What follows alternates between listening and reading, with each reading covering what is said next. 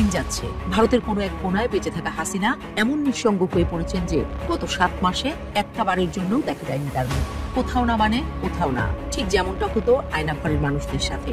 আসমানি বিচারে এখন হাসিনা টের পাচ্ছেন আয়নাঘর কাকে বলে। নাহিদ সার্জিসরা যে আয়নাঘরে থেকেছেন তা তো ছিল দেশের বুকেই, অন্তত দেশের বাতাসেই নিঃশ্বাস নিতেন, পেতেন বেঁচে থাকার প্রেরণা।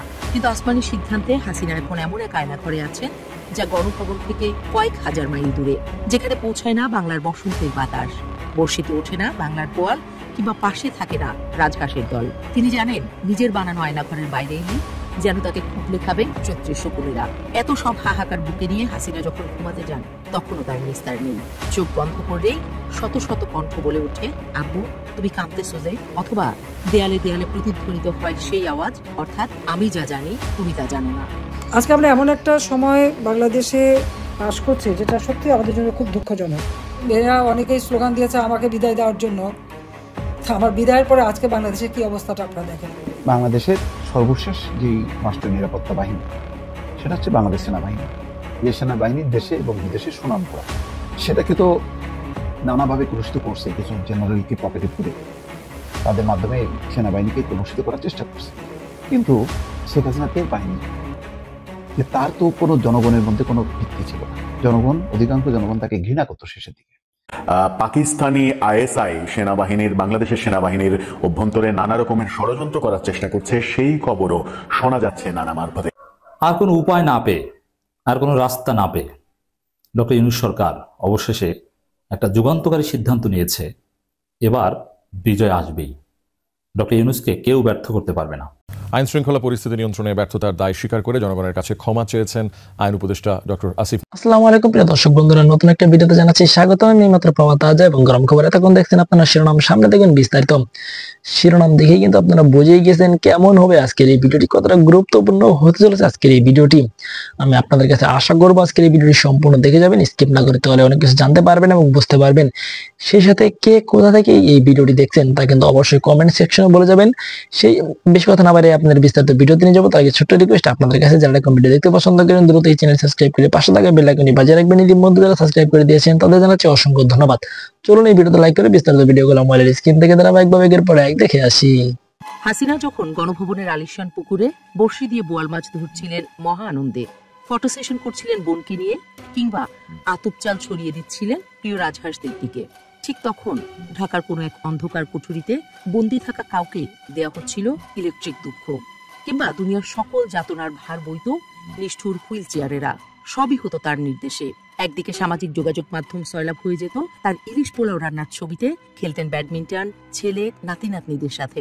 অন্যদিকে কেঁদে কেঁদে বুক ভাসাতো ইলিয়াস আলীদের ছেলে মেয়েরা। ফোন রেকর্ডে শোনা যেত একরামুলের মেয়ের আর্তনাদ, আব্বু তুমি কাঁদতেছো যে। তিনি সব জানতেন।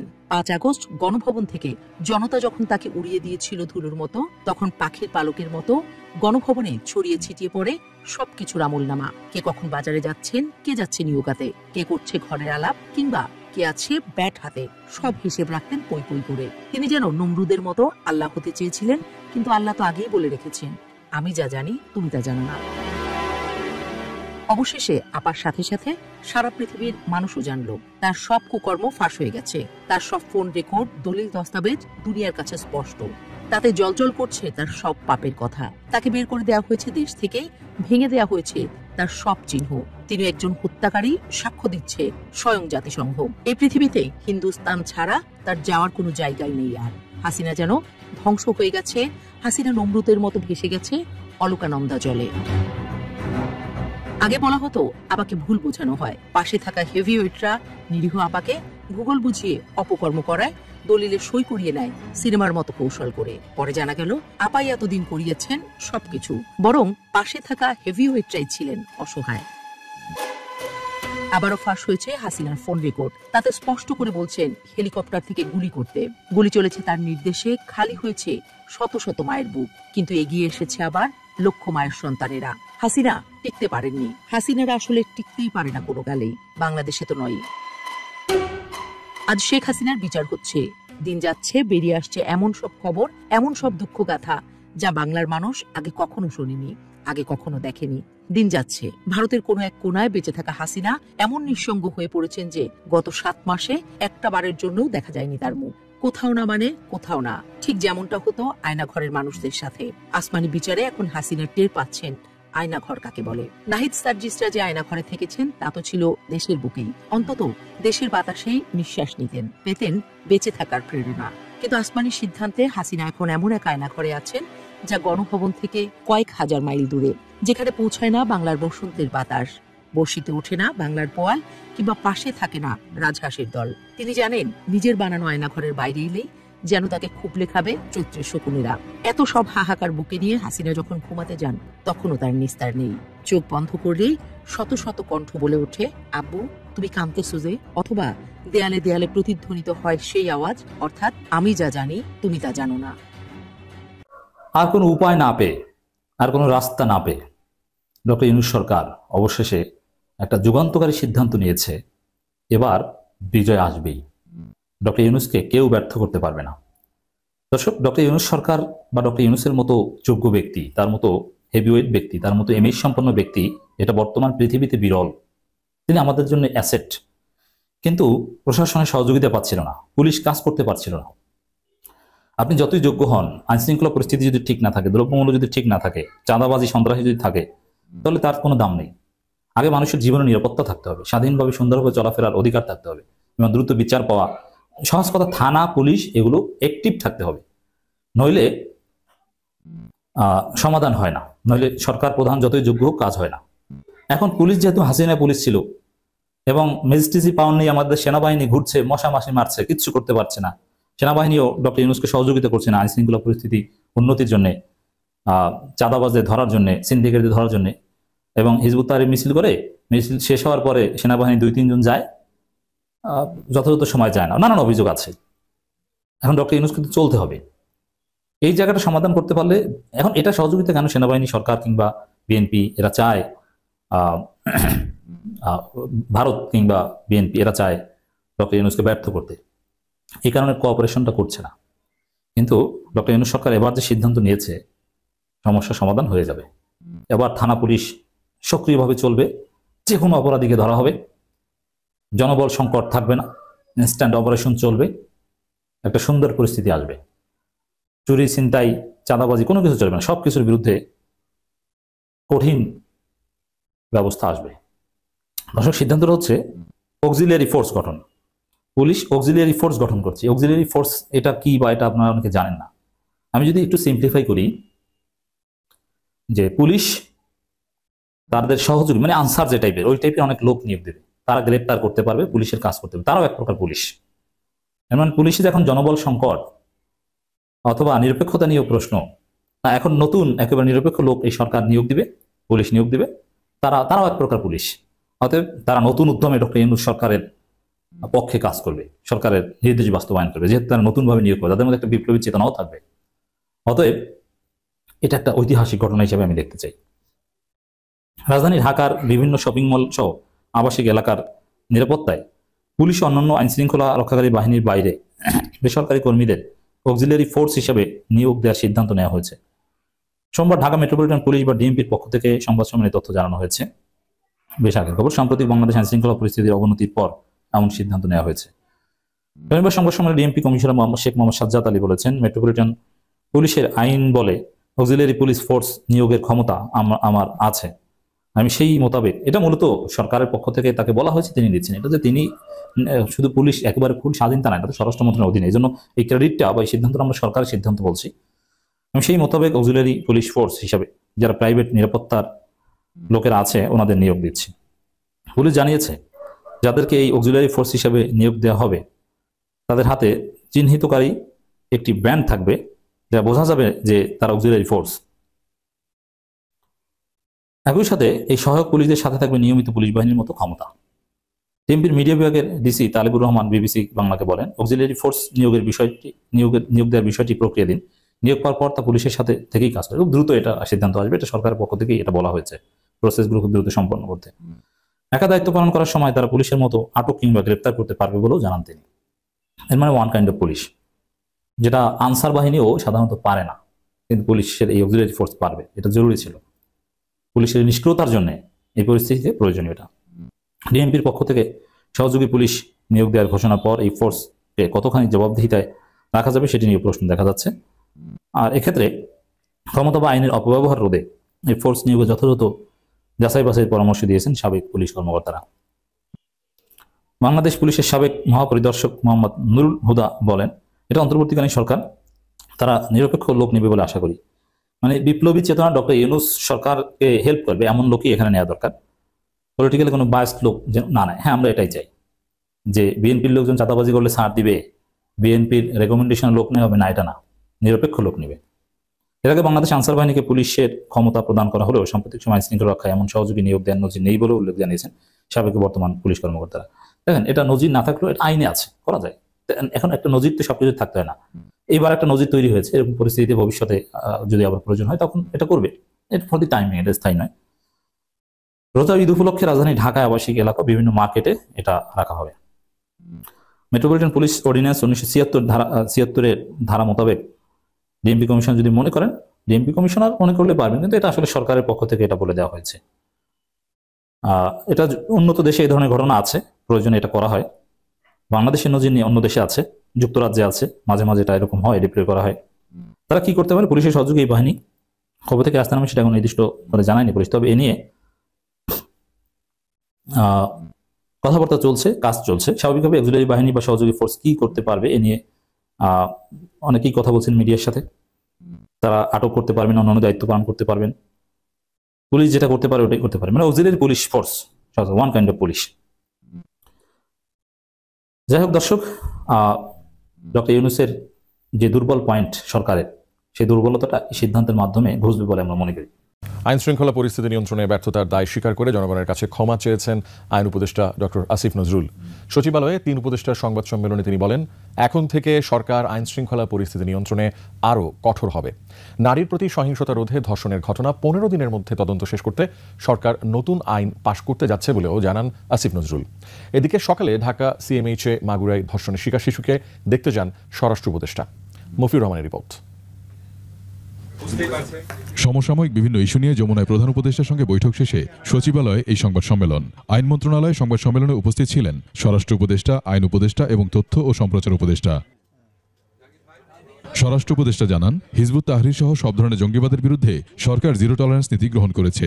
নারী ও শিশু নির্যাতন রোধে নেওয়া হবে কঠোর ব্যবস্থা। সম্প্রতি ঘটে যাওয়া ধর্ষণের ঘটনাগুলির সঙ্গে জড়িত অপরাধীদের বিচার নিশ্চিত করা হবে এবং কঠোর শাস্তির আওতায় আনা হবে। নারীরা নির্ভয়ে নির্বিঘ্নে ঘরে বাইরে দায়িত্ব পালন করবে। এতে যারা তাদের বাধা দিতে আসবে, সহিংসতা করতে আসবে, তাদের আইনের আওতায় নিয়ে আসা হবে। এ ব্যাপারে বিন্দুমাত্র ছাড় দেওয়া হবে না। ধর্ষণ আইন উপদেষ্টা বলেন, ধর্ষণ মামলার বিচারকাল 180 দিন থেকে কমিয়ে 90 দিন এবং তদন্তকাল 30 দিন থেকে কমিয়ে 15 দিন করার জন্য নতুন একটি আইন প্রণয়ন করা হবে। নির্ধারিত 90 দিনের মধ্যে বিচার শেষ না হলেও আসামি জামিন পাবে না। এছাড়া শিশু আসিয়ার ধর্ষণের বিচার দ্রুত শেষ করার আশ্বাস দেন তিনি। এই ডিএনএ ফরেন্সিক রিপোর্ট করার সুযোগ সুবিধা অত্যন্ত অপ্রতুল, এই জন্য ধর্ষণের মামলার বিচার অনেক দেরি হয়ে যেত। তো আমরা স্টেক হোল্ডারের সাথে আলাপ করে একটা সংশোধনী আনবো যে উপযুক্ত ক্ষেত্রে বিচারক যদি মনে করে শুধুমাত্র মেডিকেল সার্টিফিকেটের ভিত্তিতেই এই মামলার বিচার কার্য এবং তদন্ত কার্য চালানো সম্ভব, তাহলে সেরকম ব্যবস্থা উনি নিতে পারবে। ধর্ষণের মামলা যদি 90 দিনের মধ্যে বিচার সম্পন্ন নাও হয়, এই অজুহাতে কাউকে জামিন দেওয়া যাবে না। গেল 7 মাসে সরকারের নানা রকম ব্যর্থতার জন্য জনগণের কাছে ক্ষমা চান তিনি। আমরা আপনাদের কাছে ক্ষমা প্রার্থী, আমাদের অনেক ব্যর্থতা আছে, কিন্তু আমরা উত্তরোত্তর চেষ্টা করি এবং আজকে আমরা সিদ্ধান্ত নিয়েছি আমরা আরো কঠোর হব, আরো সজাগ হব, আরো কোঅর্ডিনেটেড ওয়েতে আমরা কাজ করব। তথ্য ও সম্প্রচার উপদেষ্টা জানান, ভুল তথ্য প্রচার মনিটর করার জন্য বিশেষ ব্যবস্থা নেবে তথ্য মন্ত্রণালয়। মব জাস্টিস পরিস্থিতি তৈরি হলে অথবা কোনো ধরনের থানা ঘেরাও থেকে শুরু করে যে কোনো ধরনের নৈরাজ্যকর পরিস্থিতি হলে এবার থেকে আমরা খুব কঠোর ভূমিকা রাখবো এবং ওখানেই গ্রেপ্তার থেকে শুরু করে ওখানেই আমরা যথাযথ আইনি ব্যবস্থা নেওয়ার ব্যাপারে সব স্টেক হোল্ডারদেরকে বলে দিয়েছি। গত 7-8 মাসে যে যেখানে ঝামেলা করছে, যে যেখানে মব জাস্টিস করছে, সবই আমরা গোয়েন্দা সংস্থা অ্যাক্টিভ আছে। এদিকে মাগুরায় ধর্ষণের শিকার শিশুটিকে দেখতে সকালে সম্মিলিত সামরিক হাসপাতালে যান স্বরাষ্ট্র উপদেষ্টা। এই মালটা ক্যাঙ্কা ভিতু দেখেছেন, শুধু ভিতু না, বেকুবও বটে। তার নামে ফেক পেজ হয়েছে, সেই ফেক পেজ তার আসল পেজের চাইতে ভাইরাল। সেই ফেক পেজ থেকে হাসিনা বিরোধী পোস্ট দেওয়া হইতো, আর তাতে ওই ডরেই হাউন আঙ্কেলের কাছে গেছে বিচার দিতে। ওই যদি এই কামটা না করতো তাহলে এখন কইতে পারতো যে আমি বীরশ্রেষ্ঠ, হাসিনা বিরোধী লড়াই তো আমি করেছি। দেখিস ইনকা করে কত মাল যে ধরা খাবে কে জানে। রেকর্ড রাখলাম, এই ভিডিওটা ওয়েবসাইটে যাবে। ওই যে হাসিনার লেসপেন্সারদেরকে নিয়ে যে সাইট হইতেছে না, উড়ি একটা নতুন ক্যাটাগরি করবো হাউন আঙ্কেলকে যারা ছাড় দেন। তো যাই হোক, আসেন এবার হিজবুত তাহরির নিয়ে কথা বলি। হিজবুত তাহরির মিছিল করেছে ঢাকার রাস্তায়, ঘোষণা দিয়েই মিছিল করেছে। দেখেন পোস্টার দেখেন, তাদের ইন্টারনাল আলাপের স্ক্রিনশট আছে, ফেসবুকে ছড়াইছেও।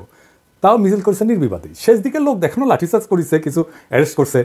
আর্মি থেকে পুলিশকে বলা হয়েছে লাস্ট মোমেন্টেও ওদের লোক বল কম, মানে আর্মির হার্ড অ্যাকশনে যাওয়ার প্রয়োজন নাই। হাসিনা মাম্মা কইলে লোক বলের অভাব হয় নাই।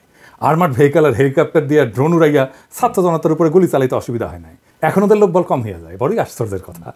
জুলকারনাইন সাহেব কইছে যে সেনাবাহিনীর ব্যর্থতার দায় নাকি সরকারের উপরে বর্তায়। ওরে বাবা, কি কথা শুনি আজ মন্থরার মুখে। প্রফেসর ইউনুসকে আয়নাঘর ভিজিট করতে দিল না ওয়াকার, এটার দায় প্রফেসর ইউনুসের। বিক্রম মিশ্রের সাথে দেখা করলো ওয়াকার, প্রফেসর ইউনুসের কোনো অনুমোদন ছাড়া, এটাও প্রফেসর ইউনুসের দোষ। ওয়াকার যে পারপিট্রেটরদেরকে বাঁচানোর চেষ্টা করতেছে, যে সমস্ত জেনারেল গুম খুন করছে, সেটাও প্রফেসর ইউনুসের দোষ। জাতিসংঘের রিপোর্টের প্রতিবাদ জানাইছে হাসিনা ন্যারেটিভ নিয়ে ওয়াকার, সেটাও প্রফেসর ইউনুসের দোষ। এটা নিয়ে আসিচ্ছি, এর পরের এপিসোডে আসিচ্ছি, পরে কমুনি এটা নিয়ে মেলা আলাপ আছে। হিজবুত তাহরিরকে নিষিদ্ধ করেছিল হাসিনা, নিষিদ্ধ করা ঠিক না বেঠিক সে আলাপে যেতেছি না, কিন্তু কোনো রাজনৈতিক দল যদি সশস্ত্র তৎপরতা না চালায়, সাধারণ লিবারাল রাজনীতি করে, তাদের কথা বলার স্পেস দেওয়া উচিত। আওয়ামী লীগের কথা আবার ইসেন্সে বললেন না কেউ কেউ, যে আওয়ামী লীগ শুধু সশস্ত্র রাজনীতি করে না, সে হিন্দুত্ববাদী ফ্যাসিস্ট, মোদির মদতপুষ্ট এক ঘৃণ্য ফ্যাসিস্ট, তার রাজনীতি করার রাইট নেই। তো দেখেন, এই হিজবুত তাহরির আর্মির সৈনিকদের খালি আহ্বান জানায় কিবা কিবা করার জন্য। 4 রং না 2 রঙের পোস্টার ছাপায়, আবার সে পোস্টার মেয়েরা ভইরা দেয়। কেন পারে? 2018 সালের নির্বাচনে দেখেছিলাম জাতীয় ঐক্যজোটের পোস্টার লাগানো বাদ দেন, ছাপাইতে দেয়নি পুলিশ। পুলিশ প্রেস থেকে পোস্টার নিয়ে যায়, শিবিরে পোস্টার লাগানোর সময় পুলিশে দিছে, দেখছেন। আর হিজবুত তাহরিরের লোককে হাসিনা মাঝে মাঝে গ্রেপ্তার করে, কিন্তু কোথায় পোস্টার ছাপায় সেটা নাকি তাদের কাছে প্রশ্ন, বুঝেছেন। মানে আমরা খুঁজে বের করবি না কোথায় পোস্টার ছাপায়, বুঝেন। তাইলে এদেরকে এখন নামাইছে কে? যারা কইছে হার্ড লাইনে যাওয়া যাবে না তারাই, যারা পোস্টার কই ছাপা হয় জানে না তারাই। এরা যে সবাই এজেন্সির লোক তা কিন্তু না, কিন্তু এজেন্সির লোক আছে এর মধ্যে, এজেন্সি এদের কন্ট্রোল করতে পারে, এদের ইউজ করতে পারে। সব নিষিদ্ধ উগ্রবাদী সংগঠনের ক্ষেত্রে এটা সত্য, জেএমবির ক্ষেত্রেও এটা ঘটনা ঘটেছিল। কিছু লোক তো অনেস্ট কমিটমেন্ট নিয়ে যায় এই সমস্ত সংগঠনে, এখানেও ভালো কিছু ছেলে আছে যারা অনেস্ট কমিটমেন্ট নিয়ে গেছে। কিন্তু এই কাজটা এমন একটা সময় করা হইতেছে যখন ইন্ডিয়া ক্যাম্পেইন চালাইতেছে, বাংলাদেশে উগ্রবাদ চালাইতেছে, দেখেছেন। কিন্তু ওই মিছিলে কারা ছিল? মজার জিনিস আছে। মোদি যখন এসেছিল মনে আছে না হাসিনার সময়, তখন বাংলাদেশে বিশাল প্রতিবাদ হয়েছিল, প্রচুর মানুষজন মারা গেছিল, হকা হয়েছিল না?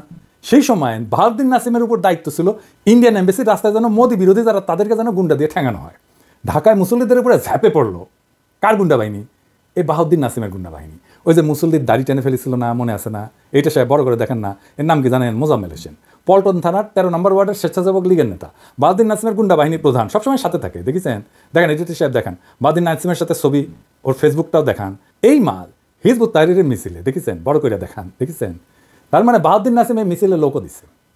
আমরা তো আনসার লীগ দেখেছি, হিন্দু লীগ দেখেছি, এখন হিজবুত লীগ দেখেছি। এদের আবার গ্রেপ্তার করিচ্ছেন, ওদের সাথে কথা বলেন, প্রকাশ্য রাজনীতি করতে বলেন, রাজনীতির যে লিবারাল স্পেস আছে তাতে তারা তাদের রাজনীতি করুক, গ্রেপ্তার করে নিশ্চিত করে আপনি এদের কোনো ক্ষতি করতে পারবেন না। বরং তারা মানুষের কাছে যাক, যাইয়া নিজেদের রাজনীতির কথা বলুক, রাজনীতি করুক, প্রকাশ্য রাজনীতি। এবার আসেন প্রফেসর ইউনুসের ফাটানো একটা বিশেষ বোমা নিয়ে আলাপ করি। বোমা She will stand trial, there's no doubt about that, because all the evidences are here. But she's not physically present in Bangladesh. So the question is, can we make her present in Bangladesh? That depends on India and also international law guiding all this system, how it works. So we'll be asking, already asked India to hand over Hasina to Bangladesh to face the trial. So the question of trial is not if, it will be happening in absentia or in her presence. It will be taking place, not only her, and all the people who were associated with her, her family members, her clans, her associates, and all the oligarchs, people who promoted her, supported her, made her the way she is. Professor Yunus কাই নিউজে বলেছে যে হাসিনার বিরুদ্ধে মানবতা বিরোধী অপরাধের দায়ে বিচার হবে। শুধু হাসিনার বিরুদ্ধে না, তার আন্ডা, বাচ্চা, পোলা, মাইয়া, তার দোসর, দলের লোক, তাকে সাপোর্ট করা অলিগার্ক, মানে যে সমস্ত বড় লোকরা তাকে সাপোর্ট করছে, সবার। যেটা প্রফেসর ইউনুস বলে নাই কিন্তু হবে, তা হচ্ছে এই মামলা শুধু আন্তর্জাতিক অপরাধ ট্রাইব্যুনালে হবে না, এটা হবে আইসিসির ব্রাসেলসের কোর্টে। জাতিসংঘের রিপোর্টে বিশ্বাসযোগ্যভাবে প্রমাণ হয়েছে হাসিনার অপরাধ। এইটার জাতিসংঘের অফিসিয়াল ডকুমেন্ট। এখন আপনারা শুনেছেন হাসিনার নিজের মুখে হেলিকপ্টার থেকে প্রাণঘাতী অস্ত্র দিয়ে গুলি করার নির্দেশ দিচ্ছে। না শুনে থাকলে শুনেন, এইটা সে সাবটাইটেল দিয়ে দিয়ে নিছে। চিন্তা করে কথা বলি, ওইটাই তাদের আকাঙ্ক্ষা। বুঝতেছি, আমি টেকনিক্যালি বুঝতেছি, তো ওরা ওই পথে নেওয়ার জন্য ইয়ে করছে। দরকার নাই, ওটা দরকার নাই। আমি সেনাবাহিনীর সাথে কথা বলছি, ওরা রেডি থাকে, ঠিক আছে। এখন তো আমরা অন্য ইয়ে করতেছি, ড্রোনদের ছবি দিচ্ছি, আর হেলিকপ্টার মানে কয়েক জায়গায় তবে কিছু ছবি দেখে পাকড়াও করা যায় না রাতের মধ্যে সবগুলিতে অ্যারেস্ট করতে বলছি রাত্রে হ্যাঁ পাকড়াও করলে না ওটা বলা হয় ওটা র্যাব জিএফআই মানে সবাই তো বলা হচ্ছে যেখান থেকে টিকাটা পারবো ধরে ফেলবে জি ওটা বলা হয় আর যেখানে গ্যাদারিং দেখবে সেখানে ওই উপর থেকে এখন উপর থেকে পাচ্ছি অলরেডি শুরু হচ্ছে কয়েকটা জায়গায় মোহাম্মদপুর থানার দিকে মনে হয় যাচ্ছে একটা থানার দিকে হ্যাঁ তোকে পাঠায় দিই জি তবে আপনার নির্দেশনা লাগবে আমার নির্দেশনা দেওয়া আছে ওপেন নির্দেশনা দিয়ে দিচ্ছে এখন লেখা লিখবেন ব্যবহার করবে যেখানে পাবে সেটা গুলি করবে ওটা বলা হচ্ছে এখন আমি এতদিন বাধা দিয়ে রাখছিলাম ওই যে স্টুডেন্টরা ছিল ওদের সত্যি কথা চিন্তা করে তারপর তো আর সে কি বলেছিল ছোট ছোট শিশুরা গুলিবদ্ধ এ গুলিগুলি কিভাবে লাগলো তারপরে মিথ্যাচার দোতলা বাড়ির মধ্যে জানলার কাছে ছেলেটা তার গুলি লেগেছে বলে হেলিকপ্টার থেকে গুলি লেগেছে আপনারা বলেন হেলিকপ্টার গুলি ঘরের মধ্যে ঢুকবে কিভাবে দেখেন হেলিকপ্টার থেকে গুলি ঘরে ঢুকে কিভাবে কিরকম নাটক করে দেখেছেন এই বিশ্ব র্যাব বলেছিল না যে তারা গুলি ছড়েনি হেলিকপ্টার থেকে দেখেছেন না হাসিনার সাথে বিচারে নাম আসবে মোদি আর হাসিনার বিচার হবে একই সাথে একই দড়িতে হাসিনার শাসনকে কোনোভাবে ইন্ডিয়া থেকে আলাদা করা যাবে না হাসিনাকে ক্ষমতায় রাখছে ইন্ডিয়া তাকে বাঁচায় রাখছে ইন্ডিয়া হাসিনারে বাঁচানোর জন্য সে গুম খুনে অংশ নিছে ইন্ডিয়া গুম খুনে অংশ নিছে সে বাহিনী পাঠাইছে তারা হিন্দি ভাষায় কথা বলছে এই জুলাই আগস্ট বিপ্লবের সময় রাস্তায় তারা গুলি চালাইছে এই বিচার প্রফেসর ইউনুস করবে প্রফেসর ইউনুসের এই ঘোষণা একটা গেম চেঞ্জার ইন্ডিয়া বাটে পড়লে না সারা দুনিয়া এর অ্যাডভান্টেজ নেবে আসেন দেখি কারা কারা এর অ্যাডভান্টেজ নেবে তা কেন নেবে এটা একটু দেখে নিই মোদি বা ইন্ডিয়া যদি কোনো সংকটে পড়ে তাহলে কিছু আন্তর্জাতিক শক্তি এই সুযোগকে তাদের কৌশলগত এবং ভূ রাজনৈতিক স্বার্থে কাজে লাগাইতে চাইবে কয়েকটা প্রধান শক্তির কথা বলে যেমন চীন ভারত চীনের মধ্যে সীমান্ত বিরোধ আছে তারপরে বেল্ট রোড ইনিশিয়েটিভ নিয়ে মত পার্থক্য আছে ভারত আর যুক্তরাষ্ট্রের ঘনিষ্ঠ সম্পর্কের কারণে চীন ভারতের স্থিতিশীলতা দুর্বল করতে চাইবেই ভারত যদি দুর্বল হয় তাহলে চীনের জন্য দক্ষিণ এশিয়া প্রভাব বিস্তারের সুযোগ তৈরি করবে এবং ভারতের বিরুদ্ধে সামরিক এবং অর্থনৈতিক পদক্ষেপ নেওয়ার ক্ষেত্রে সুবিধা দেবে পাকিস্তান কেন নেবে সেটার ব্যাখ্যা না করি সুবিধা কিভাবে মোদির দুর্বলতা পাকিস্তানকে কাশ্মীর ইস্যুতে আন্তর্জাতিকভাবে বেশি সমর্থন পেতে সাহায্য করবে আমেরিকা যদিও আমেরিকার সাথে মোদির ভালো সম্পর্ক আছে কিন্তু দেখতেছেন তো সম্পর্কটা একাত্তাভাবে ভালো তা কিন্তু না এটা একটা টানাপড়নের সম্পর্ক মানে সমস্ত রাষ্ট্রই আর একটা রাষ্ট্রের কাছ থেকে সুবিধা নিতে চাইবে ইন্ডিয়া যদি অসুবিধায় পড়ে তাহলে আরেকজন সুবিধা নিতে চাইবে তার সাথে রাশিয়ার সাথে ঘনিষ্ঠ সম্পর্ক আছে এটা তো যুক্তরাষ্ট্রের জন্য উদ্বেগের ইন্ডিয়া রাশিয়া থেকে অস্ত্র কেনে ইন্ডিয়া চীনের বিরুদ্ধে কৌশলগত অংশীদারিত্বে যাইতে চায় না আমেরিকার সাথে তো আমেরিকা তো এখন এইটা করার চেষ্টা করবে রাশিয়ার সাথেও কিন্তু ভারতের যতই ভালো সম্পর্ক থাকুক বাণিজ্য নিয়ে কিছু চ্যালেঞ্জ আছে রাশিয়া চাইবে যে মোদির চাইতো বন্ধুত্বপূর্ণ সরকার যেন একটা ইন্ডিয়াতে আসে যেটা রাশিয়ার সাথে বেশি বন্ধুত্বপূর্ণ ইউরোপিয়ান ইউনিয়নের সাথে তাদের সমস্যা আছে নাগরিকত্ব সংশোধনী আইন নিয়ে সমস্যা আছে কাশ্মীরের সাংবিধানিক পরিবর্তন নিয়ে ইউরোপিয়ান ইউনিয়নের সাথে ইন্ডিয়ার ভালো ধরনের সমস্যা আছে মানবাধিকার ইস্যুতে ইউরোপিয়ান ইউনিয়নের সাথে ভারতের সম্পর্ক মাঝে মাঝে জটিল হয়েছে মধ্যপ্রাচ্যের দেশগুলোর মধ্যে যেমন ইরানের সাথে ইন্ডিয়ার সম্পর্ক দুর্বল হয়েছে ইরান চাইবে ইন্ডিয়া দুর্বল হলে তার একটা অবস্থানগত সুবিধা পাবে ইরান যেন ভারতের কাছ থেকে বেশি কূটনৈতিক এবং অর্থনৈতিক সুবিধা আদায় করতে পারে আন্তর্জাতিকভাবে প্রফেসর ইউনুসের অবস্থান এই একটা ঘোষণায় দারুণভাবে শক্তিশালী হয়েছে উপেন্দ্র ত্রিবেদী বলছে বাংলাদেশ সরকার বদলালে দিল্লির সঙ্গে ঢাকার সম্পর্কে পরিবর্তন আসতে পারে সেই সঙ্গে বলছে যে বাংলাদেশ আর ভারতের সামরিক বাহিনীর মধ্যে সামরিক সম্পর্ক খুবই শক্তিশালী উভয় দেশের সামরিক বাহিনী নিয়মিত নোট বিনিময় করে থাকে Now coming on to specifically what you asked for Bangladesh, as far as Bangladesh is concerned, it is too early for to take any decision for us. Because let elected government come, let's see the relationship and let us see what to be done about it. Because as far as I am concerned, I am very clear, the present military to military relationship is very strong and we keep exchanging notes on regular basis to avoid any kind of a misgivings. এবার বুঝছেন তো কেন তারা professor ইউনুসের পরের সরকার চায় কেন বুঝেছেন আর কেনই বা সামরিক বাহিনীর সাথে সম্পর্কের কথা বলে এখন মিলাইতে পারেন সবকিছু মিলে সব ওয়াকারের লেসপেন্সার বাড়িয়েছে অনেক ওদের জিগাবেন ওয়াকারের সাথে বিক্রম মিশ্র কি আলাপ হয়েছিল ইন্ডিয়ান আর্মির সাথে কি নোট চালাচালি চলে ঘুটু চলে লেসপেন্সারই একবার হান্দায় দেওয়া হবে কলে এবার আসেন দেশের অবস্থা কি সেটা একটা দেখি ইন্ডিয়া থেকে আমদানি না করলে পেঁয়াজ নাকি 1000 টাকা হবে আগে শুনেছিলেন না আমরা যখন ভারতীয় পণ্য বয়কট করেছিলাম ইন্ডিয়া থেকে আমদানি হওয়ার পরেও 7 বছর আগে পেঁয়াজ 450 টাকা কেজি কিন্তু খাইছি আমরা মনে আছে নাকি ভুলে গেছেন ভারত ছাড়াই পেঁয়াজ খাচ্ছি এখন 35 টাকায় ভারত ছাড়া আলু খাচ্ছি 16 টাকায় ভারত ছাড়া টমেটো খাচ্ছি 15 টাকায় বিগত 10 বছরের মধ্যে এত কম দাম কখনো জিনিসপত্রের ছিল না কিন্তু ভারত থেকে আনলে 3 গুণ হয় এর প্রমাণ হচ্ছে বিগত 10 বছরের মূল্য এই রমজানের জিনিসপত্রের দাম বাড়ছে বাড়েনি কমছে সয়াবিনের দাম কমতেছে দেখেছেন এই রমজানে ইলেকট্রিসিটি যায় না দেখেছেন এরকম আর খালি শুনিচ্ছেন না দেশে নাকি আইন শৃঙ্খলার অবনতি হচ্ছে কিন্তু বাস্তবতা কি তাই? নাকি আমরা এতদিন চুপ ছিলাম বলে অন্যায়গুলো চোখে পড়েনি? শেখ হাসিনার শাসনে মানুষকে এতটাই ভীত করে রাখা হয়েছিল যে কেউ মুখ খুলতে সাহস পেত না, মনে হয়তো সব ঠিক আছে, কারণ আমাদের ভয় দেখায় রাখা হয়েছিল। আজ একটা মেয়ের ওনার নিয়ে কটূক্তি করে দেশ জুড়ে আলোড়ন হয়েছে। কেন? কারণ মানুষ এখন আর ভয় পায় না। কেউ তাকে রাতের অন্ধকারে তুলে নিয়ে যায় না, আয়না ঘরে ঢুকায় না, পিটাইতে পিটাইতে মেরে ফেলে না, ছাত্রলীগের সন্ত্রাসীরা হামলা করে না, পোস্ট বুঝতে বাধ্য করে না, ডিজিটাল সিকিউরিটি আইনে মামলা হয় না। অথচ হাসিনার আমলে নোয়াখালীতে ধানের শীষে ভোট দেওয়ার অপরাধে এক নারীকে গণধর্ষণ করা হয়েছিল না? প্রতিবাদ হয়েছিল। ধরেন এই ওড়না নিয়ে কটূক্তির ঘটনা যদি হাসিনার আমলে করতো তখন কেউ থানায় যেতে পারতো, মামলা নিতে কি পুলিশ রাজি হইতো? বরং বেশি বাড়াবাড়ি করলে জামাত শিবির বানিয়ে দিলে ঢুকে দেওয়া হইতো। তখন আমরা চুপ থাকতাম, দেখতাম দেশে শান্তি আছে। যতক্ষণ না অন্যায়টা নিজের উপরে আসে ততক্ষণ কেউ টের পায় না কতটা নিঃশব্দে অত্যাচার চলতেছে। আজ বলা হচ্ছে দেশ অস্থিতিশীল, কিন্তু এটাই তো জীবনের স্বাভাবিক ধারা। মনে আছে জগন্নাথ বিশ্ববিদ্যালয়ে খাদিজার কথা? প্রথম বর্ষে সেই মেয়েটাকে 18 মাস জেলে রাখা হয়েছিল, সে একটা টক শো হোস্ট করছিল, এটাই তার অপরাধ। সে হাসিনার বিরুদ্ধে কিছুই বলে নাই, কোনো প্রতিবাদ হয়নি, কোনো ক্যাম্পাসে বিক্ষোভ হয়নি। কেন? কারণ প্রতিবাদ করলে ছাত্রলীগের হামলা আসতো, পুলিশ গার্বি মামলা দিত। আর সেই নারীর কথা মনে আছে যার স্বামীকে ধরে নিয়ে গেছিল পুলিশ? স্ত্রী যখন থানায় গেল স্বামীকে ছাড়ানোর জন্য, তখন তাকে ওসি বললো যে আপনি তো সুন্দরী, এক রাত থাকেন আমাদের সাথে, স্বামীকে ছেড়ে দেবো। তখন কেউ কিছু বলতে পারছেন? পারেননি। কোথাও কোনো প্রতিক্রিয়া হয়েছে? হয়নি। একজন রোজদার নারীকে ধর্ষণ করতে করতে হত্যা করলো র্যাবের আলিপুদ্দিন। আমরা জানতে পারছি বহু বছর পর, স্বামী চুপ ছিল, বলে নাই ভয়ে। যদি তাকে গুম করে ফেলা হয় তখন দেশে কোনো গণ্ডগোল হয়নি, কোনো বিচার হয়নি। তাই কি তখন দেশ ভালো ছিল? যদি কোনো সমস্যা না থাকায় স্থিতিশীলতার চিহ্ন হয়, তাহলে পৃথিবীর সবচেয়ে শান্তিপূর্ণ দেশ হচ্ছে উত্তর কোরিয়া, যেখানে কেউ কথা বলতে পারে না, প্রতিবাদ করতে পারে না, সরকার যা বলে সেটাই চূড়ান্ত। আজ বহু বছর পর মানুষ কথা বলতে পারতেছে, প্রতিবাদ করতে পারতেছে, বিচার চাইতে পারতেছে। কেউ হিজাব খুলতে বললে নারী তার অপমানের বিরুদ্ধে রুখে দাঁড়াচ্ছে। অথচ এখন কিছু মানুষ আফসোস করতেছে, আগের আমলেই তো ভালো ছিলাম। আপনারা কি সত্যি শান্তি চান? তাহলে উত্তর কোরিয়ার মতো কবরে যায় শান্তি খুঁজেন না। গণতান্ত্রিক দেশে মত পার্থক্য থাকবে, আন্দোলন হবে, বিচার হবে, বিচার চাওয়া হবে।